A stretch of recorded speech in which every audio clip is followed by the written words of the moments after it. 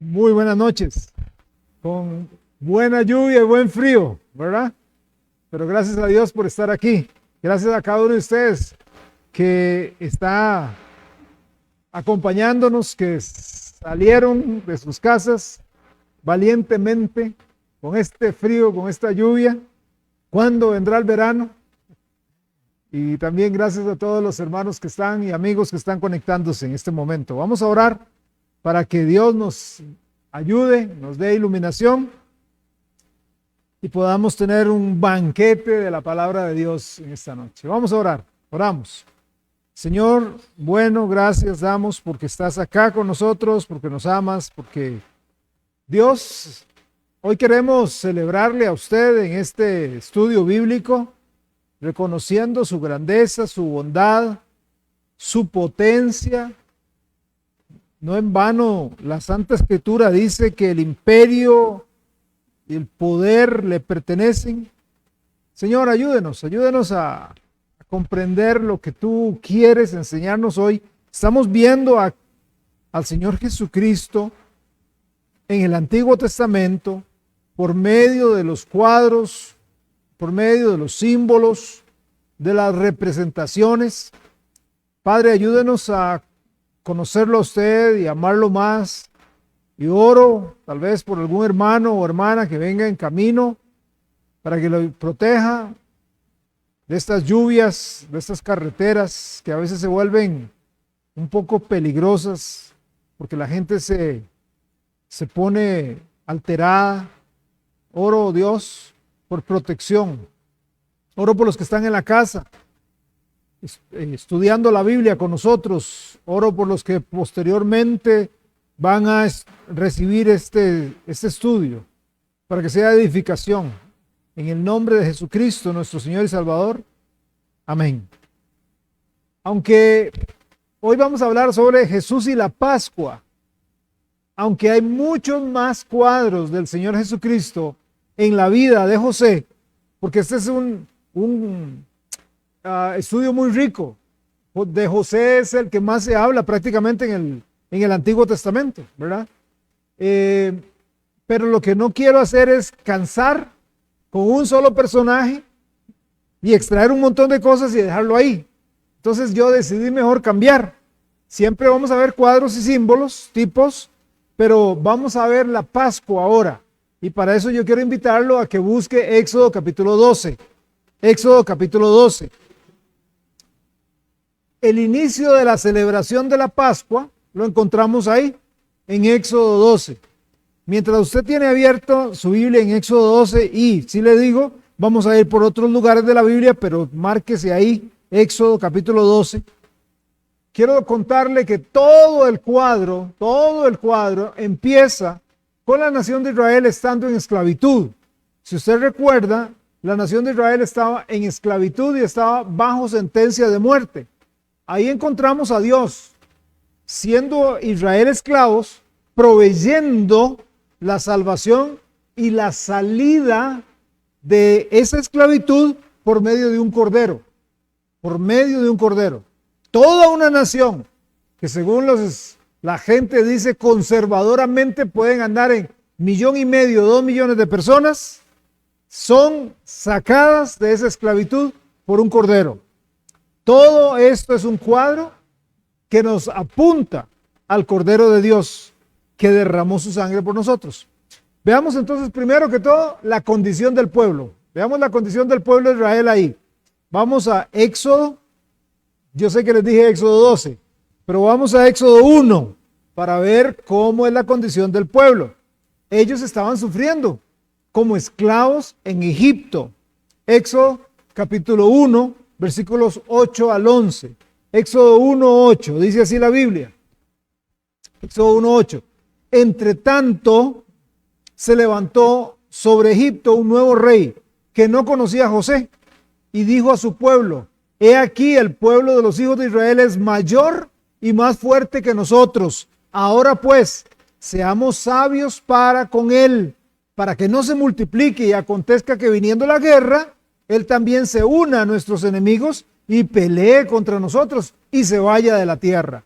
Entonces pusieron sobre ellos comisarios de tributos que los molestasen con sus cargas, y edificaron para Faraón las ciudades de almacenaje, Pitón y Ramesés.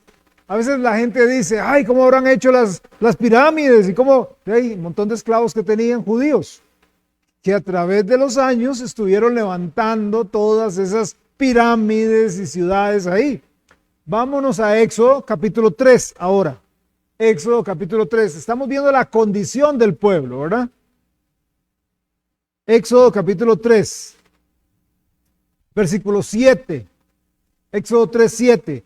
Dijo luego Jehová, bien he visto la aflicción de mi pueblo que está en Egipto. O sea, estaba en aflicción. Y he oído su clamor a causa de sus exactores, pues he conocido sus angustias y he descendido para librarlos de mano de los egipcios y sacarlos de aquella tierra a una tierra buena y ancha, a tierra que fluye leche y miel, a los lugares del cananeo, del eteo, del amorreo, del fereceo, del heveo y del jebuseo. Todo el pueblo de Israel estaba bajo una pesada esclavitud, bajo una pesada carga, literalmente bajo sentencia de muerte, sin importar quién vivía y quién moría, ellos tenían que servir a Faraón. Hermanos, la historia de nuestra salvación empieza de la misma manera. De la misma manera, nosotros nacimos en pecado, nosotros nacimos en esclavitud, igual que esos judíos ahí. Lo que pasa es que ellos eran una esclavitud física, la de nosotros es una esclavitud espiritual. Nosotros heredamos esa condición de nuestro padre Adán. Y luego, cuando nosotros llegamos a crecer, escogemos pecar por nuestro propio gusto. Así que llegamos a ser esclavos de Satanás, de este faraón espiritual. Y por cierto, hay un pasaje muy interesante cuando uno habla de faraón, por una comparación muy interesante que se da. Y quiero que me acompañe Ezequiel capítulo 29, para que vea esta comparación de faraón. Y porque yo digo que servíamos al faraón, a Satanás. Ezequiel capítulo 29. Ezequiel capítulo 29, verso 3. Ezequiel 29, 3. Ojo lo que dice. Ezequiel 29, 3. Habla y di, así ha dicho Jehová el Señor. He aquí, yo estoy contra ti. Ojo, Faraón, rey de Egipto. Pero vea lo que sigue. El gran dragón que yace en medio de sus ríos, el cual dijo, mío es el Nilo, pues yo lo hice. Faraón, rey de Egipto, el gran dragón. ¿A quién se le llama gran dragón en la Biblia? ¿A quién es el gran dragón? Faraón es llamado el gran dragón, título que se le da a Satanás en la Biblia. Vámonos al último libro de la Biblia, al libro de Apocalipsis. Apocalipsis capítulo 12, versículo 9. Apocalipsis 12, 9. Y dice ahí la Biblia, Apocalipsis 12, 9. Y fue lanzado fuera, ¿quién? El gran dragón. El gran dragón, la serpiente antigua que se llama Satanás, diablo y Satanás, el cual engaña al mundo entero. Fue arrojado a la tierra y sus ángeles fueron arrojados con él. Entonces, antes de entregarnos a Jesús, estábamos atrapados en el lazo, en su lazo, en el lazo de Satanás, en el lazo de ese faraón espiritual, en el lazo del dragón, por nuestras decisiones. Estábamos atados a él. Pero sin embargo, Dios no nos deja ahí. Dios, al igual que con Israel, levanta un redentor, levanta un libertador. En el caso de nosotros, también se nos hace una promesa, la promesa de un nuevo comienzo. No se pueden quedar o no se tienen que quedar ahí siendo esclavos, sino que ahora hay un nuevo comienzo. Ahora sí, vámonos a Éxodo, capítulo 12, versículos 1 y 2. Éxodo 12, versículos 1 y 2. Éxodo 12, 1 y 2. Dice, habló Jehová a Moisés y a Aarón en la tierra de Egipto, diciendo, vea lo que dice, vea que bueno, cada palabra en la Biblia tiene su razón de ser. Este mes será para ustedes el primero, será el primer mes del año. A partir de este momento, a partir de la celebración de la Pascua, la vida de Israel, la vida de la nación de Israel iba a tener un nuevo comienzo. Iba a empezar de nuevo. El mes de la Pascua llegó a ser el principio de los meses y el primero del año. Un nuevo comienzo. Cuando la sangre de Jesucristo se aplica, del Cordero de Dios, se aplica a una persona, eso indica y nos da la esperanza de que la vida comienza. Por eso se llama nuevo nacimiento. Por eso se llama renacimiento. Cuando uno recibe a Jesús como Salvador, hay un nacimiento que se produce. Hay un nuevo comienzo que Dios nos da, producido por el Espíritu Santo, que nos resulta en nosotros, ¿en qué? En una nueva creación, en una nueva criatura. Lea conmigo 2 Corintios 5:17. 2 Corintios, mientras usted lo busca, quiero decirle que cuando uno llega a Cristo y se entrega a Cristo para que Él sea el Salvador, en Cristo todo llega a ser nuevo. Empieza. Como los judíos, en ese momento de la Pascua, todo es nuevo. ¿Ok? Ahora en Cristo, cuando llegamos al Señor, todo es nuevo. 2 Corintios 5:17 dice, de modo que si alguno está en Cristo, nueva criatura es. Hay unas versiones que dicen nueva creación es, porque esa palabra puede ser traducida de igual manera, criatura, creación. Entonces en Cristo usted es una nueva creación. Las cosas viejas pasaron y aquí todas son hechas nuevas. La esclavitud en la cual estábamos, la opresión de nuestro faraón espiritual ya no ejerce sobre nosotros fuerza. Estamos libres. Entonces, a los que están sufriendo bajo la esclavitud y la injusticia en este mundo, Dios les ofrece un nuevo comienzo. Las personas no tienen que seguir en esclavitud. Esas son buenas noticias. Y nosotros tenemos que proclamar esas buenas noticias. No tiene que seguir en esclavitud, no tiene que quedarse en esa esclavitud, porque hay un nuevo comienzo, hay una oportunidad de salir de ahí. Ok, vimos la condición del pueblo. Ahora yo quiero que veamos la descripción del Cordero. Otra vez en Éxodo capítulo 12, pero ahora vámonos a los versículos 3 al 5. Éxodo 12, versículos 3 al 5, por favor. Éxodo 12, 3. Dice así, hablad a toda la congregación de Israel diciendo, en el 10 de este mes, tómese cada uno un cordero, según las familias de los padres, un cordero por familia. Mas si la familia fuere tan pequeña que no baste para comer el cordero, entonces él y su vecino, inmediato a su casa, tomarán uno según el número de las personas, conforme al comer de cada hombre. Haréis la cuenta sobre el cordero. El animal será sin defecto, macho de 1 año. Lo tomaréis de las ovejas y de las cabras. Ok, ¿cómo vemos el cuadro aquí de Jesús? Bien, expliquemos lo que está pasando. La salvación que Dios proveyó a toda la congregación de Israel vino a través de un cordero. ¿Ok? La nuestra también.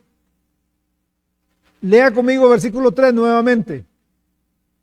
Hablad a toda la congregación de Israel diciendo, en el 10 de este mes, ojo lo que sigue, tómese cada uno un cordero. Tienen que tomar un cordero. Versículo 5. El animal será sin defecto, macho de 1 año, lo tomaréis otra vez. Versículo 3, tómese el cordero. Versículo 5, lo tiene que tomar. ¿De dónde lo va a sacar? De las ovejas y de las cabras. cada persona debía tomar un cordero. Debía tomar un cordero de las ovejas de las cabras.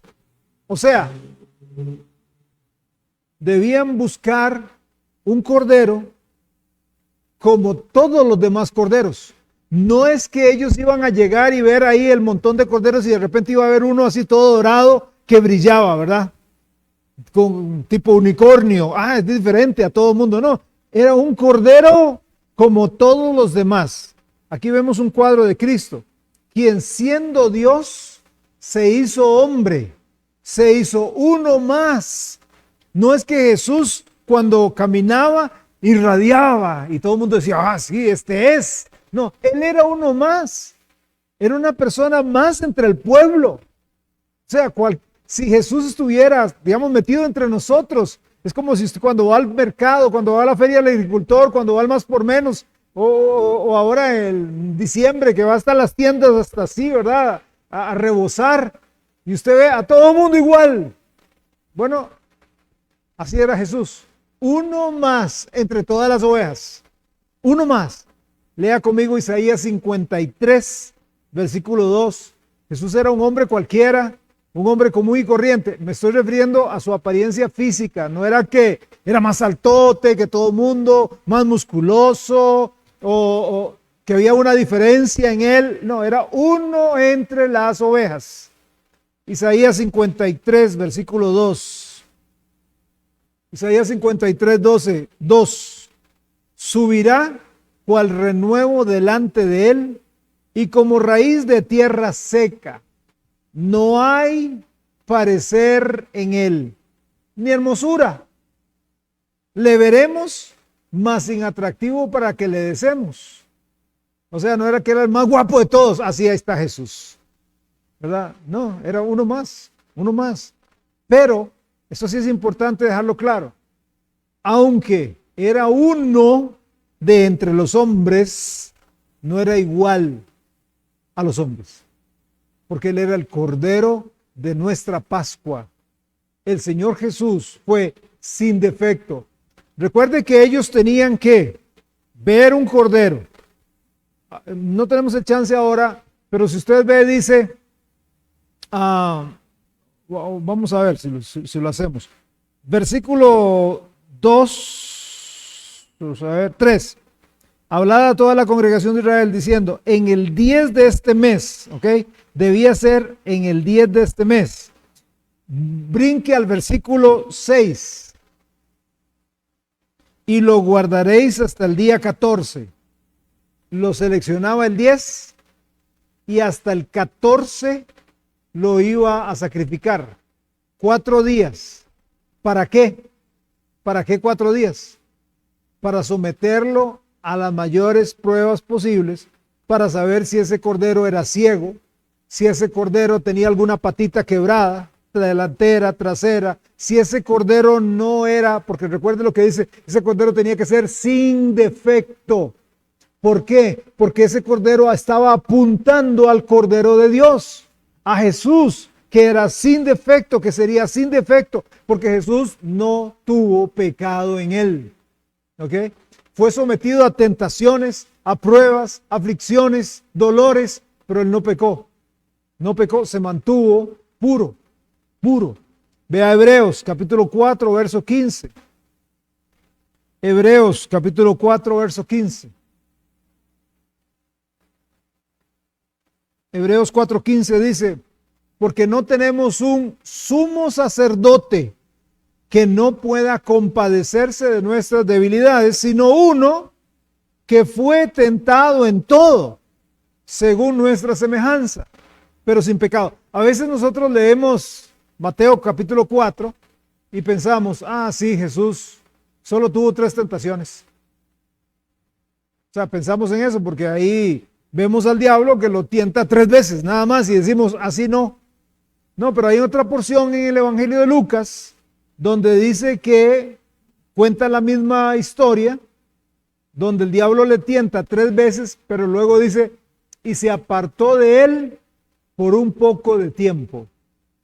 O sea, Jesucristo no solamente tuvo 3 tentaciones, y cuando aquí en Hebreos dice que él fue tentado en todo, entienda que todas las tentaciones que usted pasa y que yo paso, Él las vivió. La tentación a la ansiedad, a la preocupación, a la angustia, al temor, las tentaciones de índole sexual, las tentaciones de índole material, las tentaciones de fama y gloria, las tentaciones de ser alguien importante en la sociedad. Él todo lo sufrió, todo lo vivió, fue tentado, pero Él no cayó, no cedió, porque Él era sin defecto. Ok, hablando del cordero, un cordero era suficiente. Un cordero era suficiente. Leímos el versículo 3 y 4 ya, donde ahí dice, tómese cada uno un cordero, según la familia. Un cordero. No agarren 10 corderos, ni 20 corderos. Cada uno tenía que buscar un cordero. No 2, 5, 10, 20, 50, no. Un cordero. Solo uno. Porque un cordero era suficiente para todos. Jesucristo es el Cordero de Dios. Su sacrificio en la cruz es suficiente para nosotros. No es, por eso es que dice Hechos capítulo 4, versículo 12, no hay otro nombre bajo el cielo dado a los hombres, no hay otro nombre, no es Jesús más, o Jesús y por aquello, ¿verdad? Jesús y por aquello las buenas obras, Jesús y por aquello el bautismo, Jesús y por aquello la religión, Jesús y por aquello Buda, Jesús y por aquello la religión hindú, Jesús y por aquello, no hay otro nombre que es el nombre de Jesús bajo el cielo, dado a los hombres en que podamos ser salvos. Es solo Jesús. Por eso Juan 14:6 dice, yo soy el camino, la verdad, la vida. No hay, nadie viene al Padre si no es por mí. Jesucristo es el único sacrificio, ¿ok? El Cordero de Dios y su sacrificio en la cruz es suficiente para todos nosotros, absolutamente. Lea conmigo Hebreos capítulo 10, versículo 12. Hebreos 10, 12. Hebreos capítulo 10, verso 12. Dice así, Hebreos 10, 12. Pero Cristo, habiendo ofrecido ¿cuántas veces? Una vez para siempre. ¿Cuántos sacrificios? Uno solo. Un solo sacrificio por los pecados. Se ha sentado a la diestra de Dios. Entonces, ¿cuántas veces Cristo murió? Una. ¿Cuántas veces se sacrificó? Una. ¿Cuántas veces resucitó Cristo? Una. ¿Cuántas veces yo tengo que aceptar a Cristo, entregarme a Él, arrepentirme de mi pecado completamente para ser salvo y perdonado? Una sola vez. Una sola vez. La salvación es algo, y yo vengo pensando en esto, y muy probablemente cuando lleguemos al fin de esta serie, de Cristo en cuadros, yo quiero tener una serie sobre el Evangelio, sobre lo que es en serio el Evangelio. Porque yo creo que desafortunadamente a través de los años, el Evangelio de Cristo se ha venido diluyendo mucho. Y se le está ofreciendo a la gente una salvación acelerada. La gente no está pensando a la hora de tomar la decisión de verdad de que, hey, tengo que arrepentirme, tengo que cambiar. Es un asunto de, ¿a cuánto les gustan las fiestas? A mí. ¿A cuánto les gustan los globos? A mí. ¿A cuánto les gustan los quequitos y los helados? A mí. Eso hay en el cielo. ¿Cuántos quieren ir al cielo? Yo. Entonces todos son salvos. No, porque la salvación va de la mano con otras cosas, y una de las cosas más importantes con las que va de la mano la salvación es el arrepentimiento. Yo tengo que arrepentirme. Por eso es que hay tanta gente confundida. Por eso es que la gente llega y dice, bueno, ¿y cuántas veces acepté a Cristo? Y cada domingo. Sí, cada domingo acepto a Cristo, porque no han entendido lo que es la salvación. ¿Son salvos? No son salvos. con mucha tristeza lo digo, no son salvos. Que no comprendieron, no entendieron bien lo que es el Evangelio. Ese Cordero sería el Cordero. Aunque el Señor es uno de nosotros, a la vez también es el Cordero de Dios, que quita el pecado del mundo. Vea Juan capítulo 1, verso 29, por favor, acompáñenme ahí. Juan capítulo 1, versículo 29, Juan está bautizando en el Jordán. Alza sus ojos y dice, Juan 1:29, el siguiente día vio Juan a Jesús que venía a él y dijo, he aquí el Cordero de Dios que quita el pecado del mundo. Entendamos algo, los judíos debieron inmediatamente relacionar, porque, o sea, a nadie le llamaban Cordero. Nadie. Pero Juan, rodeado de un grupo de gente, porque estaba bautizando ahí en el Jordán, se vuelve y dice, ahí viene el Cordero de Dios que quita el pecado. Inmediatamente los judíos tuvieron que haber dicho, un momentito, el Cordero es lo que sacrificamos. El Cordero es lo que cubre nuestro pecado. Pero aquí está diciendo que Él, si muere o derrama su sangre como Cordero, quita mi pecado. Observe también que a través de todo este pasaje se refiere al Cordero singular, no a los corderos plural. Porque ellos sacrificaron, ese día se sacrificaron miles de corderos. Repito, era 1,5 millones de personas. O sea, ¿cuántas casas, cuántos hogares pudieron haber estado ahí? Pues, 1,000 de corderos tuvieron que haber tomado y sacrificado ese día. Pero no se habla de los corderos pascuales, se habla del Cordero pascual. Porque hay un solo Cordero, uno solo. Dios Padre siempre tenía en mente y estaba apuntando a un Cordero, a Cristo, nuestra Pascua. Siempre fue su plan, ¿sabe? Siempre fue su plan eterno sacrificar al Cordero de Dios para glorificarse por medio de nuestra salvación. Siempre fue. Vea Primera de Pedro, capítulo 1, versículos 18 y 19. Ahí está revelado ese plan. Primera de Pedro 1, 18 y 19. Sabiendo, dice Pedro, capítulo 1, verso 18. Sabiendo que fuisteis rescatados de vuestra vana manera de vivir. Recuerda, esclavos como los egipcios, como los judíos, la cual recibisteis de vuestros padres. Sí, porque mis papás al traerme a este mundo me trajeron en pecado, y los papás de mis papás en pecado también, y así sucesivamente nos vamos hasta Adán. Nuestro primer padre, quien contaminó a toda la raza humana con el pecado. ¿Ok? La cual recibisteis de vuestros padres, no con cosas corruptibles como oro o plata, sino con la sangre preciosa de Cristo, como de un cordero sin mancha y sin contaminación. Vea lo que sigue. Ya destinado desde antes de la fundación del mundo. Desde antes de la fundación ya Jesús estaba destinado a morir, pero manifestado en los postreros tiempos por amor de vosotros. El Cordero tuvo que ser sin defecto, sin mancha alguna, como leímos en el versículo 5 de Éxodo 12, Éxodo 12:5. El animal será sin defecto. Jesús es el Cordero sin defecto, como mencioné anteriormente, sin contaminación, sin pecado. Así es Él. Hebreos 7:26. Hebreos 7:26.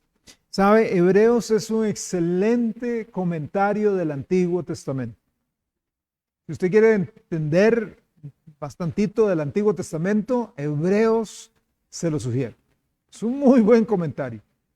Hebreos 7:26 dice, porque tal sumo sacerdote, 7:26 estamos, porque tal sumo sacerdote nos convenía. ¿Y cómo es el sumo sacerdote? Santo, inocente, sin mancha, apartado de los pecadores y hecho más sublime de los cielos. Y me encanta esto, apartado de los pecadores. Pero entonces, ¿qué quiere decir? ¿Que Jesús vivía en una burbuja? ¿Que Jesús vivía en una burbuja ahí? No, Él andaba ahí con todos. O sea, ¿usted no cree que Pedro tenía palabrotas? ¿Usted no cree? O sea, era un pescador de oficio, esa gente, Pedro, Jacobo, Juan. ¿Y acaso Jesús dijo, uy, quítese de ahí? Y hacía, ¿verdad? Como en las faulas o en las películas, se ponía como una burbuja así, ¿verdad? Para que no tocar. No, él andaba con toda esa gente, pero no era contaminado. ¿Ah? Claro que tenía un carácter terrible. Hasta andaba a la espada. El hombre andaba armado. Llegaba a los cultos con la pistola. Por aquello. Vea lo que hubo en los últimos momentos de Jesús. La sacó ahí, la espada. Él no la soltó nunca. Nunca. Por aquello, dice. Aquí tengo a Simón el Celote. Por aquello de que se le salga lo guerrillero aquí de una vez, ¿verdad? No. O sea, Jesús, me encanta eso. Hace años me acuerdo que me enseñaron una ilustración que me impresionó. Un barco está hecho para estar dentro del agua. El barco en un astillero no sirve de nada. Ahí está, pegado en un astillero, no sirve de nada, pero póngalo en el agua. Sirve para mucho. Sirve para carga. Usted ve esos barcos de carga que traen esos contenedores, cualquier cantidad de contenedores traen. O estos barcos que traen petróleo, gasolina, o los barcos de turistas. 2,000 turistas, 5,000 turistas, 7,000 turistas. ¡Wow! Son ciudades flotantes. Ahí es donde funcionan, en el agua. No hay ningún problema. ¿Dónde se da el problema? Cuando el agua se le mete al barco. Si están encima del agua, están hechos para estar encima del agua. Y ahí no hay ningún problema, cumplen su propósito. Nosotros, usted y yo, estamos hechos para estar encima del agua de este mundo. No podemos aislarnos. No podemos llegar y estar totalmente aislados, ¿verdad? Vamos a tener una empresa 100% cristiana para negociar con solamente los cristianos, y vamos a ir a un súper cristiano y a un cine cristiano y a un restaurante cristiano, y vamos a ir a un colegio, escuela, kinder, universidad cristiana, y eso no existe. Estamos en el mundo, dijo Jesús, pero no somos del mundo. Y el mismo Jesús les dijo a sus discípulos, ¿sabe qué? Yo no ruego para que Dios los saque a ustedes del mundo, yo ruego para que Dios los guarde del mal. O sea, estamos en el mundo y está Jesús andaba entre ellos, pero me encanta porque se me parece mucho a Daniel, capítulo 1, verso 8, cuando dice, Daniel propuso en su corazón no contaminarse con la comida del rey. O sea, Daniel estaba ahí en el pleno reino babilónico, caldeo, y los fiestones y todo el montón, el despilfarro de todo, pero Daniel dijo, yo no me contamino. No me contamino. Tengo que estar aquí. Soy funcionario pero yo no me contamino. No me contamino. Jesús fue igual. Ya que los israelitas saben lo que necesitan para su salvación, o sea, un cordero. Ahora es tiempo, el Señor les va a decir lo que tienen que hacer con el cordero. ¿Okay? Ahí tenían el corderito, ¿y qué hacemos? ¿Okay? Se dan las instrucciones. Veamos las instrucciones para el sacrificio. ¿Qué debían hacer? Versículos 6 al 10 de Éxodo 12. Éxodo 12, versículos 6 al 10. Y lo guardaréis hasta el día 14. Recuerdan que lo apartaban en el día 10. Lo guardaréis hasta el día 14 de este mes y lo inmolará. Lo inmolará toda la congregación del pueblo de Israel entre las 2 tardes. Y tomarán de la sangre y la pondrán en los 2 postes y en el dintel de las casas en que lo han de comer. Y aquella noche comerán la carne asada al fuego y panes sin levadura, con hierbas amargas lo comerán. Ninguna cosa comeréis de él cruda ni cocida en agua, sino asada al fuego. Su cabeza con sus pies y sus entrañas, ninguna cosa dejaréis de él hasta la mañana, y lo que quedare hasta la mañana lo quemaréis en el fuego. ¿Qué se debía hacer con el cordero? Inmolarlo. Lo debían de sacrificar. Ahí en el versículo 6 lo dice, lo inmolará toda la congregación. Debían sacrificar, el cordero tenía que morir. No era solamente tener al corderito ahí amarrado, y qué bonito el corderito, démosle zacate para que coma. No, tenían que morir, ese cordero debía morir. Es un sacrificio, el cordero era un sustituto. O sea, el cordero iba a ocupar el lugar de esa casa judía. Ellos iban a morir, ellos tenían que morir. Cuando el ángel de la muerte pasara, si no veían la sangre aplicada, morían. Ese corderito iba a morir por ellos. De acuerdo al versículo 7 que acabamos de leer, después de la muerte del cordero, tenían que aplicar la sangre. No era solamente degollar al cordero y que se regara la sangre ahí. Tenían que aplicarla. Ve el versículo 7. Tomarán de la sangre y la pondrán en los 2 postes y en el dintel de las casas en que lo han de comer. La sangre debía ser aplicada, y la sangre debía ser aplicada en 3 lugares específicos. La sangre debía ser aplicada en los 2 postes de la casa, y debía ser aplicada en el centro del dintel, en la parte de arriba. Debía ser así, ¿ok? En la parte superior. Entonces la sangre se aplica en 3 lugares.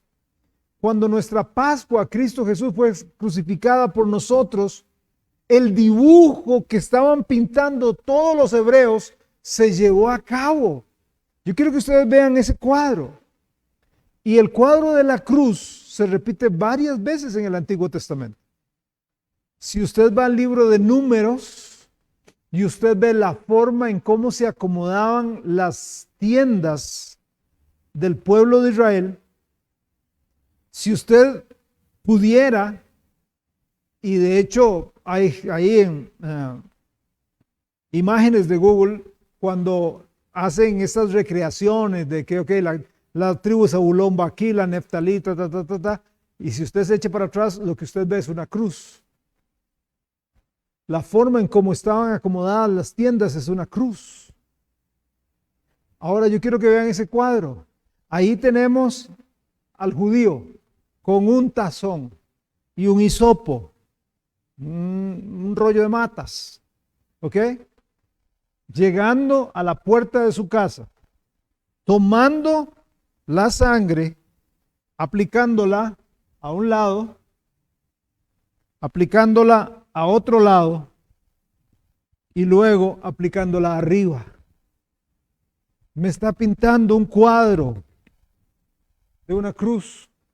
Desde el Antiguo Testamento, desde el segundo libro, se aplicó la sangre del cordero, mostrándome de que un día el cordero tendría que morir en una cruenta cruz.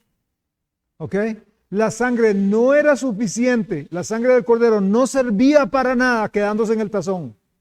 La sangre tenía que ser aplicada, debía aplicarse. Cada familia tenía que aplicar personalmente la sangre del cordero a la puerta de la casa. Dios dio el cordero, el Señor Jesucristo. Él murió por nosotros. Y casi todo el mundo en Costa Rica, casi todo el mundo en Latinoamérica sabe que Jesucristo murió en la cruz. Casi todo el mundo lo sabe, ¿cierto? La gente sabe, claro que sí, Jesús. Para eso está la Semana Santa, sí, el Viernes Santo. Él murió el Viernes Santo. A él lo mataron, sí, el Viernes Santo. Él murió en la cruz. Pero yo quiero que pensemos. ¿Han aplicado la sangre? ¿La han llegado a aplicar a su vida? Porque si no se aplica, es como si a usted lo mordiera una serpiente venenosa, ¿verdad? Una serpiente ultra mega venenosa lo mordió. Y es de esas que dura, qué sé yo, 10 minutos y se muere. Y llega alguien y le dice, aquí tengo el antídoto. Y usted dice, aquí está el suero antiopídico, tiene que aplicárselo, ¿verdad? Vamos a decir, tiene que beber. Vamos a decir, tiene que beberlo. Y usted llega y agarra el suero y se queda viéndolo y usted dice, ¿esto de verdad me quita? Sí. ¿Esto es el chiquitito? Sí. Pero fíjese que era una culebrota ahí que me mordió y hasta está sangrando la cosa. Sí. Ya hasta se me está durmiendo el pie. Sí, pero ese suero le puede hacer. Déjeme leer aquí. Voy a meterme a Google aquí, a ver. Ah, sí, viera las propiedades de este suero. Este suero es fantástico. Lo hizo un inventor de quién sabe a dónde, es buenísimo, fama, ha salvado a cualquier cantidad de gente, le ha rescatado la vida a una persona. Yo no sé, ya llevo la mitad dormida de aquí para abajo. Tiene que tomarse el suero, sí, yo sé, pero déjeme hablar un poquito más. ¿Pero será suficiente? ¿No habrá otra cosa? Y de repente cuando se da cuenta se le paró el corazón y murió.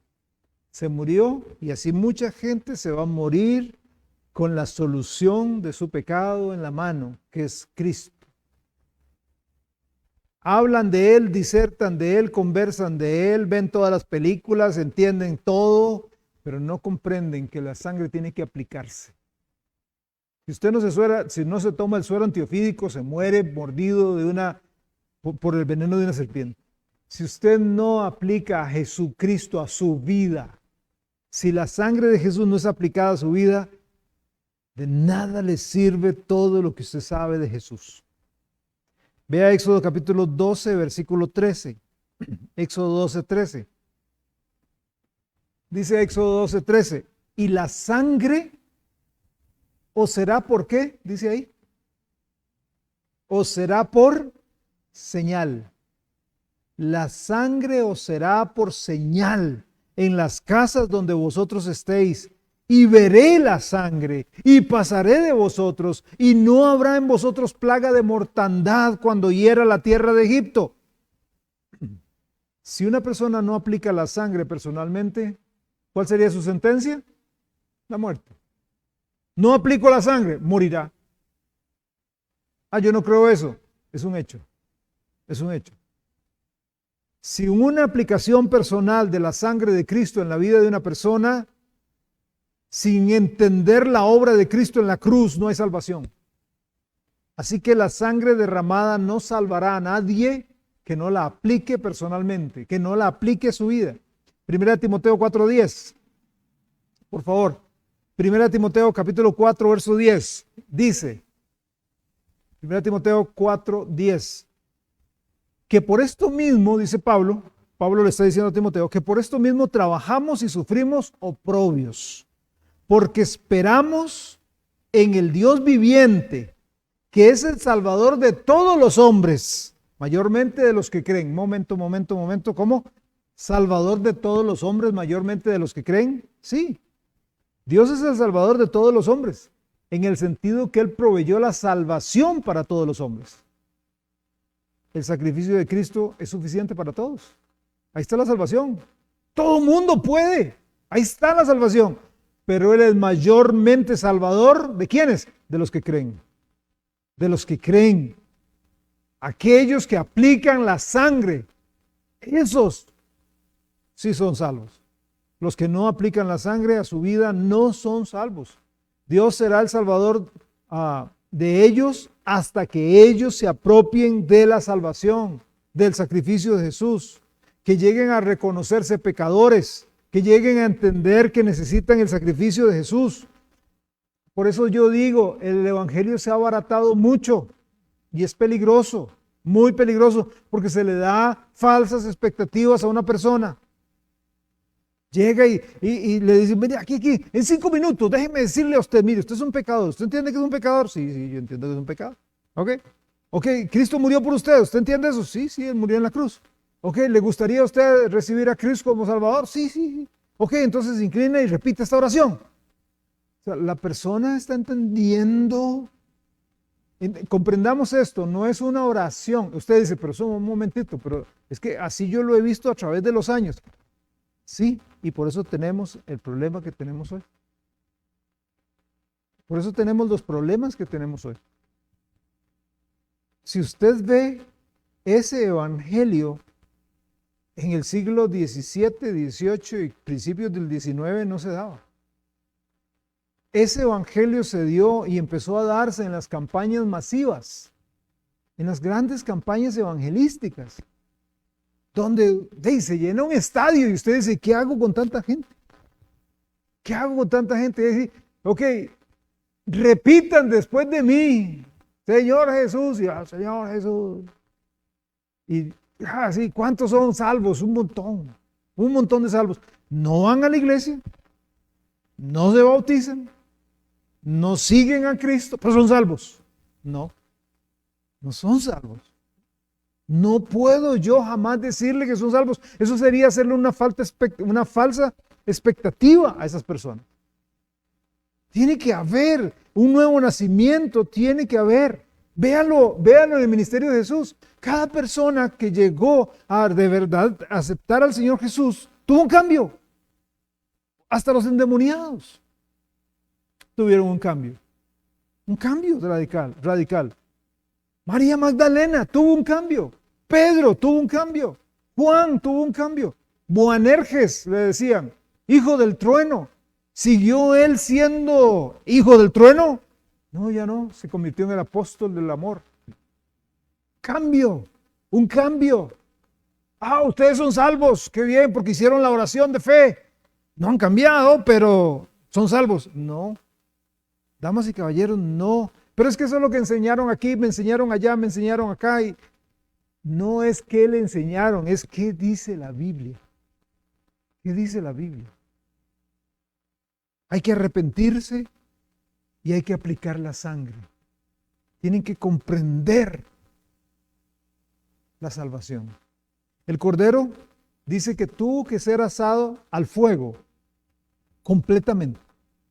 Dice que no podía dejarse nada del cordero, tenía que ser quemado en el fuego. Versículos 8 al 10. Versículos 8 al 10. Aquella noche comerán la carne asada al fuego, panes sin levadura, con hierbas amargas lo comerán.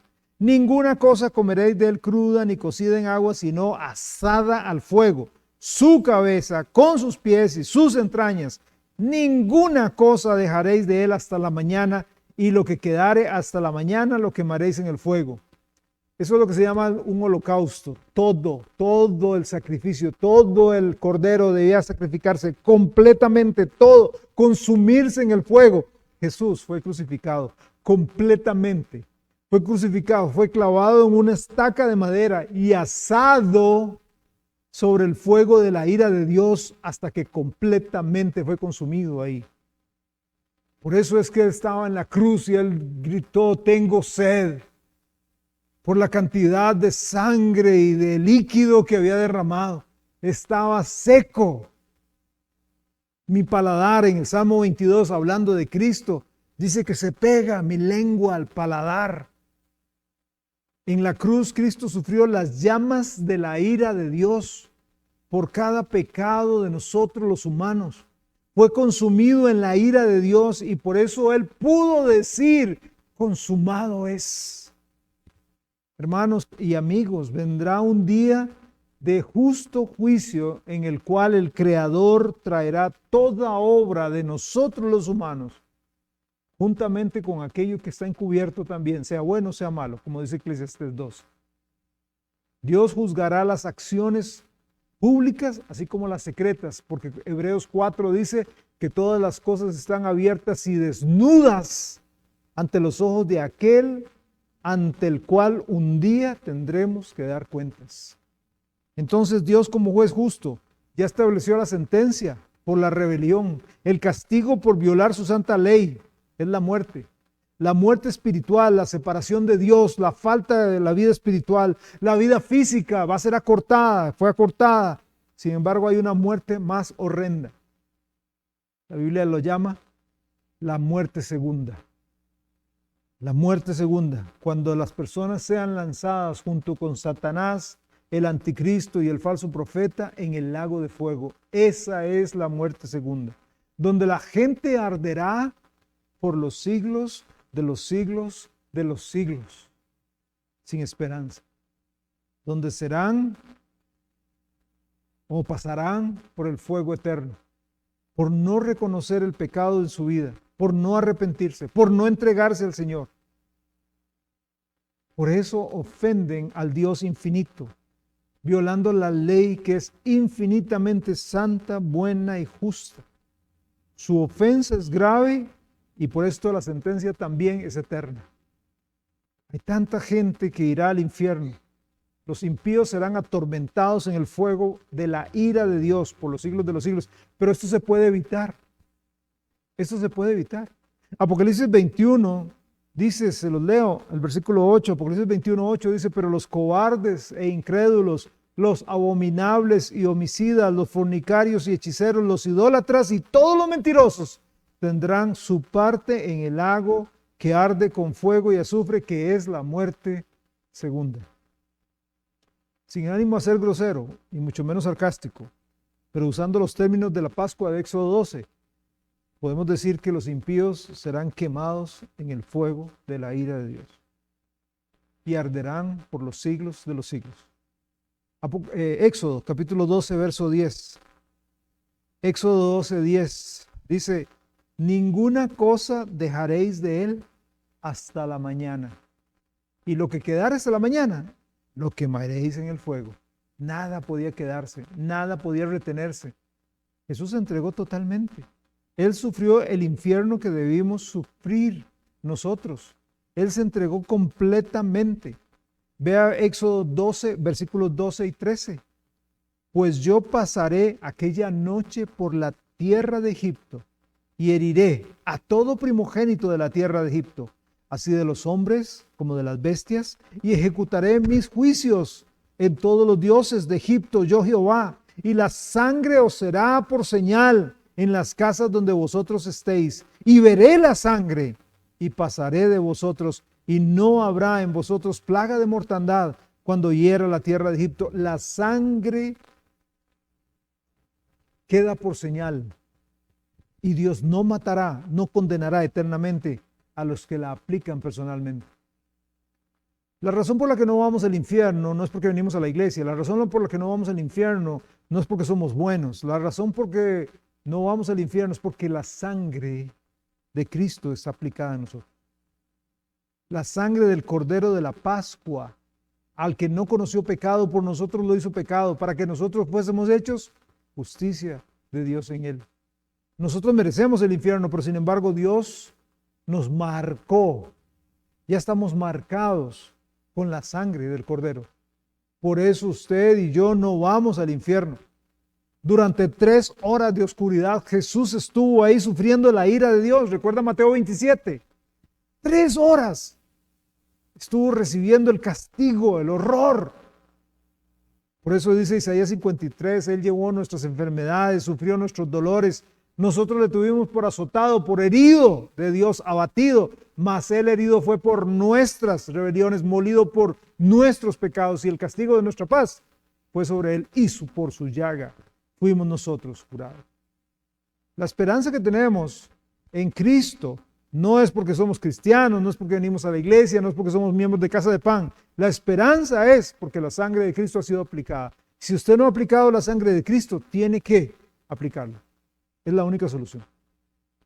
Es la única solución. Ya que hemos llegado al final de este mensaje, a veces es peligroso pensar, qué bueno, ese mensaje es para los que no conocen a Jesús como Salvador. Ojalá hubiera estado la iglesia llena de aquellas personas que no conocen al Salvador, pero ya yo lo tengo. ¿Y qué hay para mí en este mensaje si soy cristiano? ¿Qué hay para mí en ese mensaje si ya yo tengo la sangre de Cristo aplicada? Ok, yo le voy a dar 3 razones. Primero, no se puede tomar tan livianamente el sacrificio de Jesús. Deberíamos estar profundamente agradecidos, caer de rodillas por el sacrificio tan grande, por esa entrega que Jesús hizo por nosotros. Él no tuvo que hacerla, pero la hizo por amor a nosotros. No es, hey Dios, dese con una piedra en el pecho, aquí estoy, ya soy salvo. No, no, yo no debía haber sido salvo, pero Él me salvó por su gracia soberana, por su misericordia infinita. Y eso me tiene que mover a mí a ser agradecido. Jesús se ofreció como el Cordero de Dios que quita el pecado del mundo. No dé por sentado el hecho que ya soy salvo, qué bonito, porque a Dios le costó su amado Hijo. Deberías ser impactado grandemente por este amor y vivir en agradecimiento constante. ¿Cuántas veces a la semana usted le da gracias a Dios por su salvación? ¿Cuántas veces usted para un momento de sus carreras y dice, Señor, yo no merezco ser salvo? Yo no merezco tener lo que tengo. Yo no merezco tener la paz que tengo, el gozo. Yo no merezco leer la Biblia y entenderla. Yo no merezco estar en este púlpito. Yo no lo merezco. En segundo lugar, ese sacrificio de Jesús nos debe motivar a vivir una vida entregada para Él. Ese sacrificio de Jesús de verdad nos debe decir, hey, yo quiero vivir mi vida para Él. Vea 2 Corintios 5, el último texto en esta noche. 2 Corintios 5, junto con Proverbios 3, 5 al 7, este es mi segundo pasaje favorito de la Biblia. Proverbios 3, 5 al 7 es para mí tremendo. Pero de 2 Corintios 5, 14 y 15 va de la mano. Y mis favoritos. Dice 2 Corintios 5, 14. Porque el amor de Cristo nos constriñe. ¿Qué es constreñir? El amor de Cristo me constriñe. ¿Qué es constreñir? Constreñir es controlar, impulsar, apoderarse de, obligar, apremiar. El amor de Cristo nos controla, nos impulsa, se apodera de mí, me obliga, me apremia. ¿A qué? Pensando esto, que si uno murió por todos, luego todos ¿qué? Pueden vivir la vida loca, hacer lo que les da la gana. No, luego todos murieron. Y por todos murió, para que los que viven ya no vivan para sí, sino para aquel que murió y resucitó por ellos. Si Jesús fue su sacrificio, si usted ya comió de esa Pascua espiritual, no puede vivir una vida egoísta pensando solo en sí mismo, porque la fuente misma de sus acciones debe ser el amor de Cristo. Porque si en verdad tiene a Jesús en su corazón, si tiene al Cordero sacrificado que entregó su vida por usted, que murió por usted, en cierto sentido usted también está muerto. Y su propósito al morir por usted es que su vida ya no sea vivida para usted mismo, sino para aquel que murió y resucitó por usted. Y una tercera razón del por qué este mensaje es aplicable a usted como cristiano. ¿Qué está haciendo con este mensaje de salvación? Sí, el Cordero, sí, Jesús ya lo tengo, ya la sangre fue aplicada. ¿Qué está haciendo? Vea, el ángel de la muerte pasó por el campamento judío y egipcio, y donde no estaba aplicada la sangre, hubo muerte. Dios un día tocará la trompeta, o la muerte va a llegar a tocar la vida de mucha gente, de sus seres queridos, allegados, conocidos, y morirán. Y si no tienen la sangre de Cristo aplicada, ellos irán al horror del infierno. Por eso, si ya comió usted de la Pascua, que es Cristo, comparte el mensaje. Comparte el mensaje a todas las personas posibles. No se quede callado, porque el tiempo apremia y el tiempo se agota. Oramos.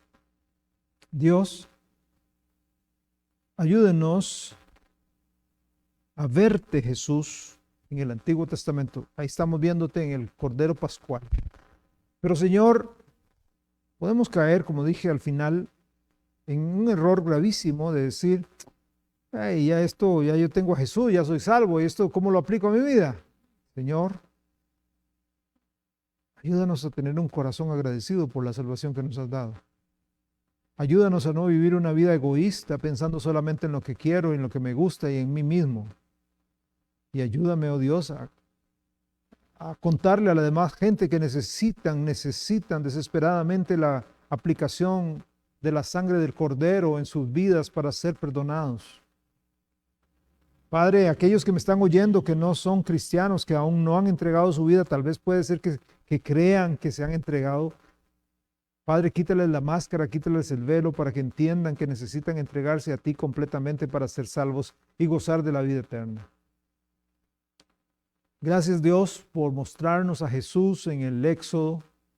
Gracias, Señor, por mostrarnos a Jesús aquí en la Pascua.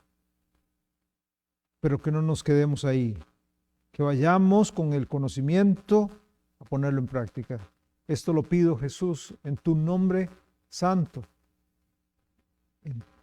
En tu nombre, bendito Señor, que eres el sumo sacerdote, perfecto, sin mancha, el Cordero que fue inmolado en la cruz, quien debe recibir todo el honor y la gloria por los siglos de los siglos. En tu nombre pido estas cosas. Amén y amén. Que Dios los bendiga, hermanos, grandemente. Podemos ir allá a tomarnos un cafecito, un fresquito. Que tengan muy buena noche. Bendiciones.